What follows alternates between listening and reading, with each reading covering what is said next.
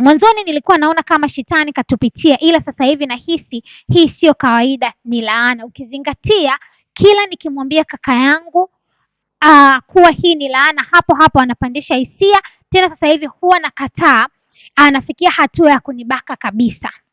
Sina amani mimi, familia yetu imechafuka mno, na kila mwanafamilia nikimwambia kuwa ni laana tuombe Mungu au tufunge, ni kama nawapandisha mashetani. Yaani ndo anazidisha, na hivi ninavyowaambia, japo sijahakikisha, lakini nimesikia tetesi kuwa wifi yangu anatembea na shemeji yake, yaani kaka yangu mwingine.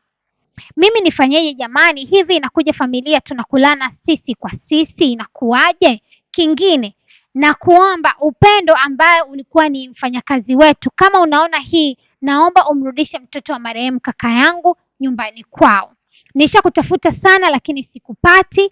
Nahisi kabisa laana ya mtoto inatutafuna sisi pamoja na familia yangu. Nihurumie mwenzio, naomba umrudishe mtoto, nimwombe msamaha. Nahitaji kukomboa familia yangu mimi kutoka kwenye hii laana.